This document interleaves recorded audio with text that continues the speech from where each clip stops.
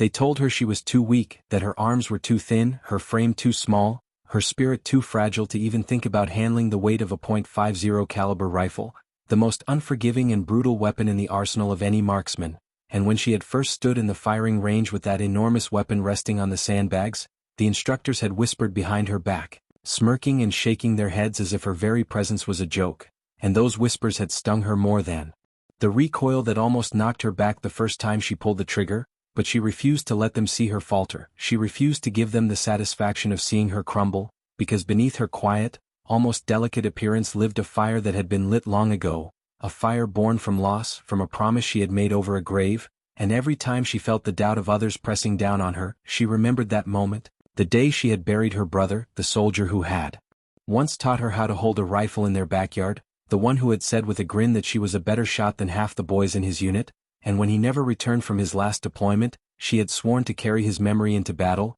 to become the weapon he never got to be. So when the instructors mocked her and the other recruits avoided being paired with her during drills, she clenched her teeth and trained harder. She lifted weights until her hands bled. She forced her thin shoulders to endure the bruising kick of that monstrous rifle, and though it rattled her bones at first, slowly, painfully, she grew into it, and with each day she began to tame the beast that everyone else thought would destroy her. But this was not simply about physical strength, because strength alone could not steady a sniper's hands, could not slow a racing heart, and she discovered that where she lacked raw muscle, she had patience, a patience that had been sharpened by grief, a patience that let her wait longer than anyone else on the range, still as stone, breathing slow, finger poised, and while the others lost focus she remained, eyes fixed through the scope, heart sinking with the rhythm of the earth, and it was in those long silences that she realized the rifle was not her enemy. It was her ally, her voice, her way of answering all the disbelief that surrounded her. And when the time came for her first qualification, the men laughed again, saying she wouldn't even pass. But when the targets dropped one after another, clean shots from distances the others missed, the laughter turned to silence, and for the first time she felt the weight of their stares not as mockery but as grudging recognition, though even then they muttered that it must have been luck, that a girl like her couldn't possibly sustain that kind of precision under real fire. But she did not answer them. She only cleaned her rifle, tucked it away and went back to training because she knew words meant nothing in the world she was entering, only results mattered, and results would speak for her louder than she ever could, and so she carried on, day after day, bruises spreading across her shoulder, eyes strained from staring through glass, body aching but spirit unbroken, and at night, when she sat alone in the barracks, she whispered to the memory of her brother, promising him she would not quit, that she would make him proud. And sometimes she thought she could almost hear him laugh. That same laugh he had when he told her she was destined for something greater, and those whispers carried her through the lonely hours because in truth she was alone, no one believed in her, not yet, but she believed in herself, and that was enough to keep her fingers steady on the trigger, enough to keep her eyes fixed on the horizon where she knew her moment would come, and when it did, she would not hesitate, she would not falter, because she was not too weak, not too fragile, not too small. She was steel forged in pain, sharpened by doubt, and ready to prove to the world that underestimating her would be the last mistake her enemies ever made. The first time she was deployed into the field, the same whispers followed her like a shadow, soldiers muttering that she was nothing but dead weight, that in the chaos of battle she would break down and cry or freeze and get someone killed, and though she heard every word, she carried her rifle on her back with silent resolve, knowing that the only way to silence doubt was with results. And as the convoy rolled into the shattered remains of a village-turned-battlefield, she felt the familiar thrum of fear in her chest, the kind that made hands tremble and thoughts scatter, but she had trained for this moment, she had endured endless hours of stillness and silence so that when fear came she could master it,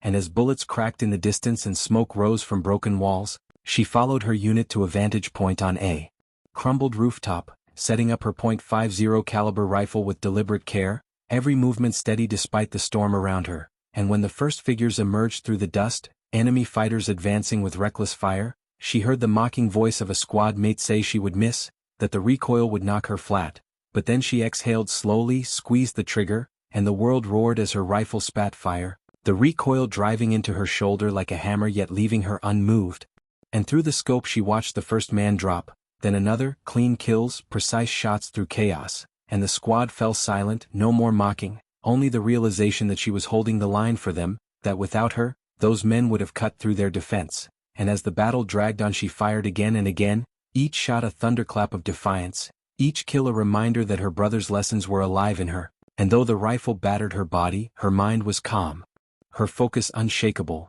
and when the enemy finally retreated, leaving behind silence and bodies in the dust, the men turned to her with a new look in their eyes, not laughter, not disdain, but something close to respect, though none of them voiced it aloud, too proud to admit they had been wrong. But she did not need their words, she saw it in the way they no longer dismissed her, in the way they glanced at her rifle and then at the ground, and that was enough. Yet even as she proved herself again and again, there was always resistance, always the doubt that clung to her like a shadow, superiors who said she was an anomaly, a fluke, that one day she would falter and reveal her weakness, and though those doubts hurt, they also pushed her harder, drove her deeper into the discipline of her craft, because she knew the battlefield was merciless. It did not care for pride or prejudice, only skill and survival, and in that harsh truth she found her strength, pouring every ounce of her being into perfecting her art, learning to read the wind, to measure distance with a glance, to slow her pulse until it was almost nothing, and in those moments she felt something rare, something close to peace, as if every shot was not just a bullet but a promise kept to her brother, a vow fulfilled, and it was during one particularly brutal mission, deep in enemy territory where the air was thick with dust and screams, that she truly earned her place, her squad pinned down by a machine gun nest that spat death across the street, and no one could move without being cut apart. But as panic spread and voices shouted over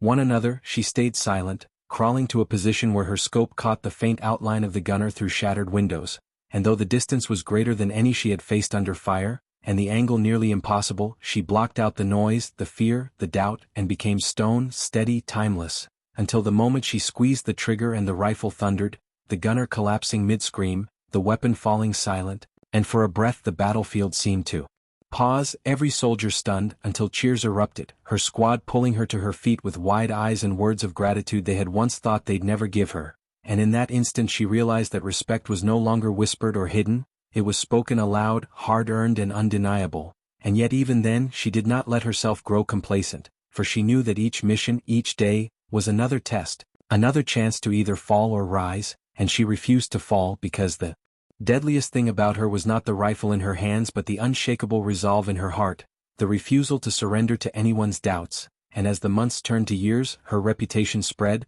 stories whispered among units about the small woman with the giant rifle who never missed, who could turn the tide of battle with a single shot, and though the legends grew larger than the truth, she carried them quietly, never boasting, never demanding recognition, for all that mattered to her was the promise she had made, the memory she carried, and the knowledge that she was no longer dismissed as weak. She was feared, respected, and above all, unbroken. Her legend was not built overnight, it was carved shot by shot, mission by mission, in the dust and blood of forgotten villages and broken cities where every rooftop became her hunting ground, and though she carried the same rifle that had once nearly crushed her shoulder, she now bore it as an extension of herself, every movement practiced until it was as natural as breathing, and yet with each mission came not just victories but scars, the kind no one could see, because being a sniper was not simply about firing a weapon, it was about watching, waiting, staring for hours at men who did not yet know they were already ghosts, and sometimes she wondered if her soul was fading with each trigger pull, if part of her humanity was slipping away into the crosshairs,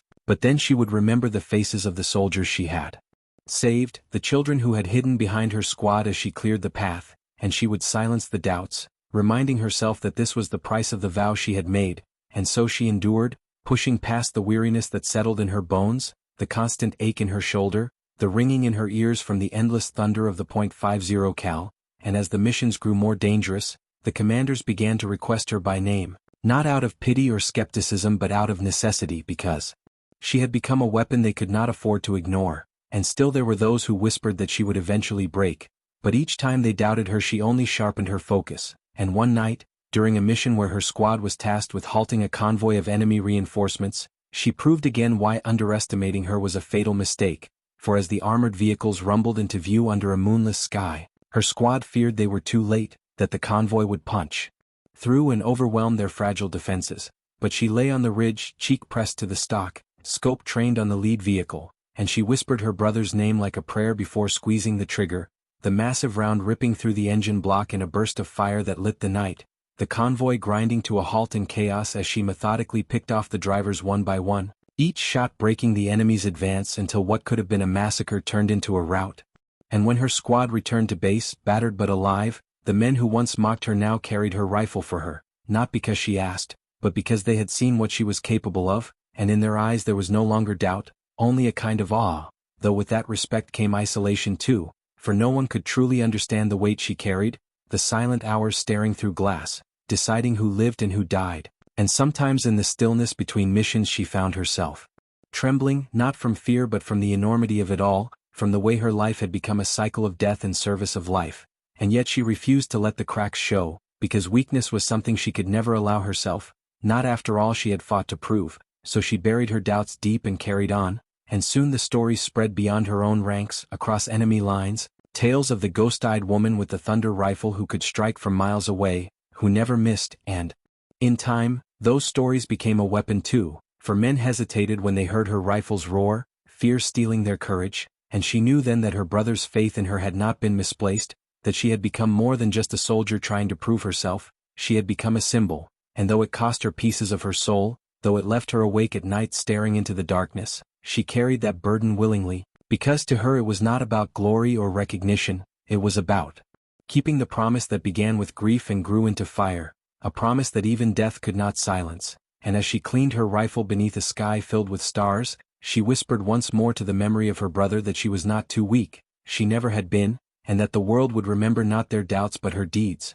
War had a way of stealing everything, not just lives and cities but also the quiet spaces inside the heart where peace once lived, and for her, every mission was a reminder that the weight of the .50 caliber rifle was not only in its steel and recoil but in the silence that followed each shot, the silence of men who would never rise again, and though she had convinced herself that each pull of the trigger was necessary, that each kill meant saving lives, there were nights when the faces of those she had ended haunted her dreams, blurring with the face of her brother until she woke drenched in sweat, unable to shake the question of whether she was still fighting for him or if she had simply become a machine of death, and it was during one particularly brutal operation that the question burned the brightest, for her unit had been sent deep into hostile territory to extract a group of captured soldiers, and the mission demanded absolute precision, every step planned and every mistake fatal, and as they moved under cover of darkness through a maze of shattered streets, she felt the pressure of every eye on her, because they knew that without her rifle clearing the way, they would never reach their brothers,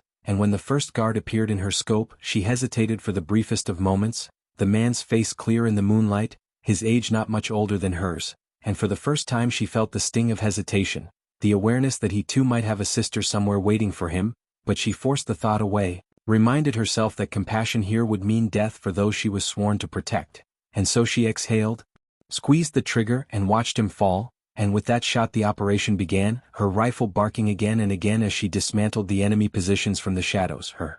squad moving safely through the gauntlet she carved for them, but the deeper they went, the more the fight pressed in, until the night erupted with gunfire and explosions, and in the chaos she found herself alone on a rooftop, separated but with the perfect vantage point to cover her squad's retreat, and so she stayed, pinned down by the constant rattle of enemy fire, her shoulder bruised raw from the rifle's unrelenting kick, her vision blurred from smoke and exhaustion, yet she refused to move until the last of her squad was safe, and when at last they signaled that they had broken free, she allowed herself a single breath of relief, only for the building beneath her to shudder as mortar fire struck, sending debris raining down around her, and still she clung to her rifle, crawling through the wreckage to take one final shot that shattered the enemy's advance and bought her squad the precious seconds they needed, and when they dragged her from the ruins hours later, bloodied and barely conscious, the look in their eyes told her what words could not, that she had crossed from being a soldier they respected into a legend they would never forget, yet lying in the field hospital days later with bandages wrapping her battered body,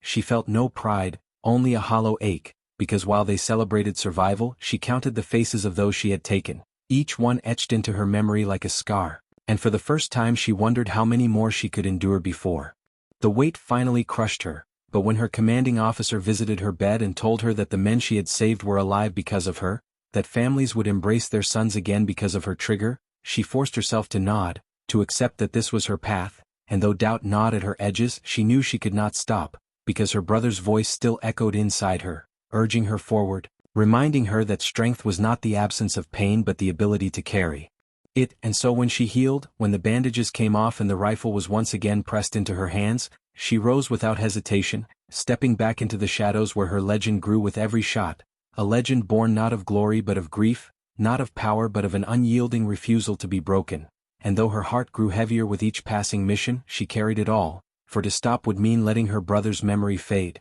and that was the one burden she could never bear. By the time months had turned into years, her name had spread far beyond the boundaries of her own unit, whispered first in barracks as a rumor, then in command rooms as a request, until finally it crossed enemy lines where she became less a soldier and more a ghost story told to frighten new recruits. The woman too small for the rifle she carried, the one the men had once laughed at, now feared for her uncanny precision. And with every mission her reputation only grew, but with reputation came danger. Because legends were not left unchallenged, and soon the enemy began to hunt her specifically, studying the angles of her shots, laying traps to draw her out, and though she was cautious, though her training had made her as patient as stone, there were times she felt the invisible crosshairs on her back, the awareness that somewhere out there, someone like her was watching, waiting for her to make a mistake. And in those moments the battlefield became not just survival but a duel of wills. Unseen adversaries playing a deadly game where hesitation meant death, yet she thrived even under that pressure, each narrow escape sharpening her instincts until she could feel danger in her bones before it revealed itself. And her squad learned to trust that feeling, following her warnings even when logic told them otherwise, and time after time her instincts proved right, saving lives in ways that made her seem almost supernatural, though in truth she knew it was not magic but the accumulation of countless hours staring through glass, studying movement, breathing the rhythms of war until they became part of her, and still, the more victories she earned, the more isolated she felt, because while others celebrated, she carried the tally of every life she had taken, her hands steady in the field but trembling when no one was watching, and sometimes she would catch her reflection in the mirror and not recognize the woman staring back, the fire in her eyes now shadowed by something colder, harder, and she wondered if her brother would even know her anymore, if he would see the sister he once teased about her steady aim or only a weapon honed to perfection. But whenever doubt threatened to consume her, the battlefield would remind her why she endured, because the enemy feared her, because her rifle could stop them where nothing else could, and one night during a siege that threatened to wipe out an entire company, her role became undeniable, the enemy advancing with overwhelming numbers, their armor pressing forward like an unstoppable tide, and the men around her prepared themselves for slaughter, but she climbed to the highest point, her rifle heavy yet familiar in her hands, and one by one she dismantled the advance, her shots tearing through engines, gunners and officers with surgical precision, until the tide that had seemed unstoppable broke apart in confusion and fear, and when the sun rose over the battlefield, her comrades looked at her not just with respect but with something deeper, the recognition that she had become more than human in their eyes, a figure larger than life, and though she wanted to protest, to remind them she was just a woman with a rifle and scars too deep to count, she said nothing, for she knew that legends could inspire in ways truth never could, and if being a legend meant saving lives she would bear it, but the cost was high, because the enemy's obsession with killing her grew with each passing day, until entire missions were compromised by ambushes designed solely to take her down, and once, when she found herself pinned beneath relentless fire from a sniper nearly as skilled as she was, she realized that her fight was no longer only for her squad or her brother's memory but for survival against the shadow of her own legend, a legend that painted a target on her back, and as she crawled through the rubble, heart hammering as bullets cracked inches from her head, she understood that her greatest battle was not in the shots she fired but in the strength to keep moving forward despite the weight of the myth she had become, and when at last she turned her rifle on her unseen hunter, waiting, breathing, timing her shot until the faintest glint betrayed him, she fired, ending the duel in silence, and as the echo faded, she lay there trembling, not from fear but from the knowledge that in killing her hunter she had ensured the legend would only grow stronger, and with it, the isolation that came from being more story than soldier. Yet even so she rose again, carrying her rifle back to the men who depended on her, because no matter the cost, no matter the toll, she refused to let weakness define her, and if the world insisted on making her a myth, then she would use that myth to shield those who still had something to live for, even if it meant surrendering pieces of herself to the darkness with every shot she fired. The longer the war dragged on, the more she felt the invisible divide between herself and the men she fought beside. Because while they laughed together after missions, drank and found ways to forget the horrors for a little while, she sat in silence, her rifle across her knees, staring into nothing as if the battlefield still lived inside her eyes, and though they respected her, they also kept their distance, whispering in quiet tones that she was different, untouchable, more machine than flesh, and in truth she sometimes feared they were right, because her hands no longer trembled, her breathing no longer quickened, her pulse no longer raced even as death howled around her, and she wondered if she had lost the last pieces of what made her human, but then she would remember her brother's laugh, the warmth of his hand guiding hers on the rifle all those years ago, and she clung to that memory like a lifeline, reminding herself that she was still fighting for something more than just the kill count, and yet as missions blurred together, she found it harder to distinguish between the faces in her scope, harder to separate the enemy from the boy who had once lived across the street, the man who might have had a family waiting for him, and when the war began to demand not only precision strikes but assassinations of high-value targets, leaders who hid among civilians, her burden grew heavier, for each shot was no longer just a soldier on the field but sometimes a man at a table, a figure walking with a child nearby, and though she perfected the patience to wait until the moment was right, sometimes that moment meant hours of staring at a man's life unfolding before ending it with one squeeze of her finger, and in those long silences before the kill she felt the cracks widening inside her, because the rifle was no longer just her voice of defiance but a chain binding her to an identity she could not escape, and she realized that while others could go home and put down their weapons, she never could, because she had become inseparable from the myth, the sniper who never missed, the ghost with the thunder rifle, and it haunted her, for every time she looked into the mirror she saw less of herself and more of the legend others had built around her, and that legend demanded perfection, demanded that she never falter, never fail, even though she was only human, and there were nights when she broke down alone, pressing her face into her hands, whispering apologies to the faces that returned in her dreams, apologies to her brother for becoming something she did not recognize, but when morning came she rose again, wiping the tears away, steeling her heart, because there was no room for weakness in the role she had been forced into, and so she carried on, even when her body ached from the recoil, even when her shoulder was so bruised that the pain never truly faded, even when her ears rang with the endless roar of gunfire, she carried on, because others depended on her, and one night, when her squad was pinned in a valley with no cover, enemy fire raining down from the cliffs, it was she who crawled through mud and stone to find the angle, she who lay there bleeding from shrapnel in her side as she steadied the rifle and one by one picked off the machine gunners who held them trapped, until silence fell and the squad could retreat, and though they carried her back half-conscious, her hands still clutched the rifle as if it were part of her body, unwilling to let it go, and when she woke in the medic tent, she realized with a cold clarity that this weapon had consumed her completely, body and soul, and yet she could not imagine laying it down, because to stop now would mean that all the pain, all the loss, all the fire that had burned through her would be for nothing, and she could not allow that, so she rose once more, scarred, exhausted, but unbroken, because weakness was the one thing she had been denied the right to show, and if the world demanded a weapon, then she would remain one, even if the cost was losing the last remnants of herself along the way. The night was long and the sound of distant gunfire echoed faintly across the ruined horizon as she lay prone on the ridge, her hands steady against the familiar cold weight of the .50 cal rifle pressed into her shoulder, her eye pressed to the scope, her breathing controlled in perfect rhythm, and the world seemed to narrow down into the single line between her heartbeat and the target moving far below. She no longer thought about the men who had once dismissed her, about the mocking laughter that had trailed her when she had first shouldered the massive weapon. Now her entire being was focused on one reality, her role as the shield and spear of those who fought beside her. The convoy below crept through the dust of the valley, armored vehicles crawling forward,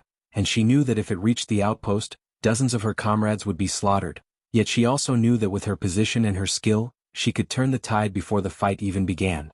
Her finger brushed the trigger lightly, almost reverently, and she slowed her breathing until her chest barely moved. She had learned long ago that the stillness of her body was the stillness of her soul. The crosshairs rested on the lead vehicle's gunner, a shadow of a man who thought himself untouchable behind steel and armor, but in her scope he was already a ghost waiting to be claimed. She exhaled, squeezed, and the thunder of the rifle shattered the silence, the recoil biting into her shoulder as the gunner's body was hurled backward like a rag doll, lifeless before it hit the metal roof. She did not pause to watch. Her eyes shifted smoothly, calculating distances, angles, wind, and the next shot cracked, and then another, each one finding its mark with chilling precision. In less than 30 seconds, the valley was chaos, soldiers diving for cover, shouting commands that dissolved into panic because the enemy they had never considered, the woman behind the massive rifle they once claimed she could never wield, was carving their force apart from a distance they could not even dream of reaching. Yet as the echoes faded into the wind, she remained calm, methodical, counting rounds, noting positions,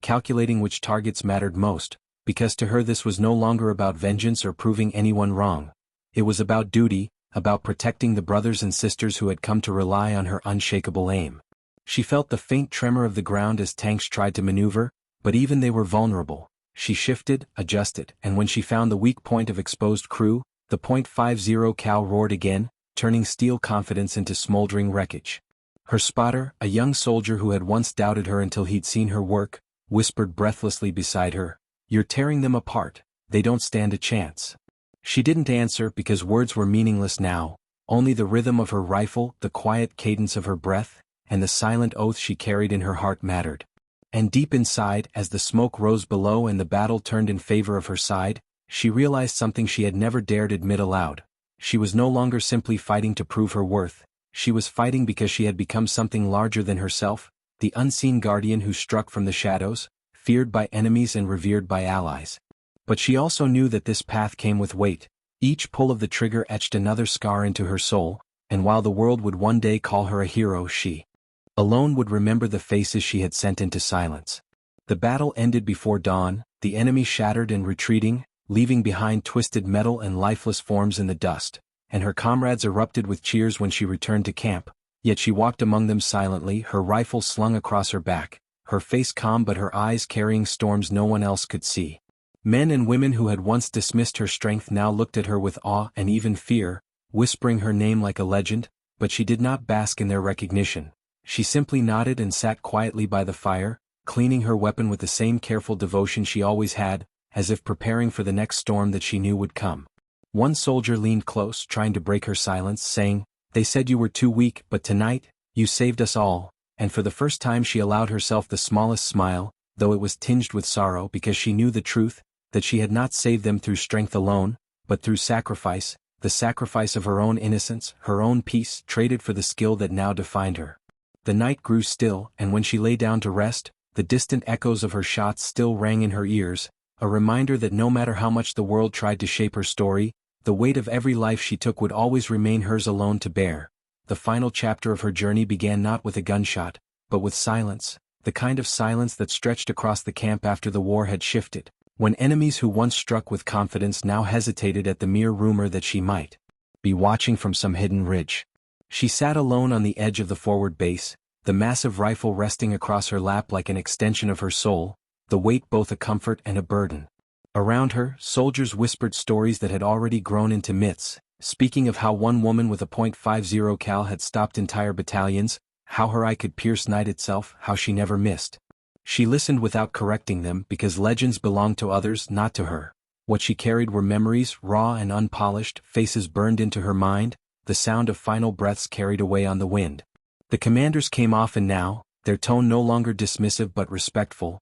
requesting her presence at missions that no one else could accomplish. She obeyed, not because of pride but because she had accepted the role destiny had forced upon her. Yet in the quiet moments, when her hands were steadying the great weapon or when her breath slowed in preparation for the pull of a trigger, she thought back to the day they had laughed at her, the day she had been told she was too weak, too small, too fragile for such a weapon, and how that moment had ignited the fire that now made her the deadliest sniper of the war. But even as her legend grew, she felt the hollow ache inside her expanding, the truth that no amount of glory could erase the toll each mission carved into her humanity. She remembered the convoy she had destroyed, the fear in the eyes of enemies as they fell one by one, and though those enemies had threatened her comrades, their deaths still lingered as shadows she carried home with her every night. Yet she endured, because she had chosen to be more than her pain, she had chosen to be the shield that others could hide behind. Months turned into years, battles into victories, and when the final campaign came, a decisive strike that would break the enemy once and for all,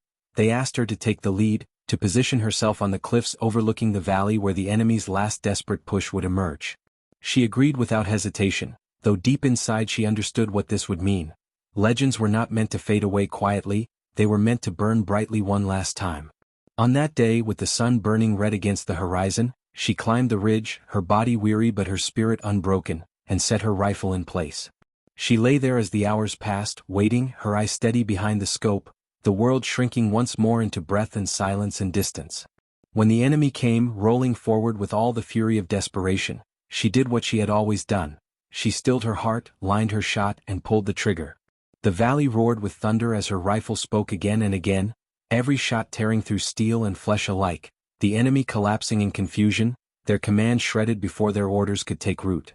Her comrades surged with courage, charging with the knowledge that their unseen guardian was watching over them, and the tide of the battle bent swiftly in their favor. But as she fired, she felt the weight in her chest grow heavier, not from weakness but from the truth that she had become exactly what no one had believed she could be, and in doing so she had sacrificed the softness of who she once was. When the final shot echoed across the battlefield and the silence returned, broken only by the cries of victory below, she lowered her rifle and closed her eyes. For a moment she allowed herself to breathe deeply, to feel the wind carry the smoke and dust away, and in that breath she understood the path she had walked. She had been dismissed, underestimated, laughed at, but she had risen beyond every doubt, she had turned their scorn into fire, and she had become the protector her people needed. As she descended from the ridge, soldiers gathered around her, their eyes filled with gratitude and reverence, calling her name as though it were already etched into history. She nodded softly, accepting their words but not clinging to them,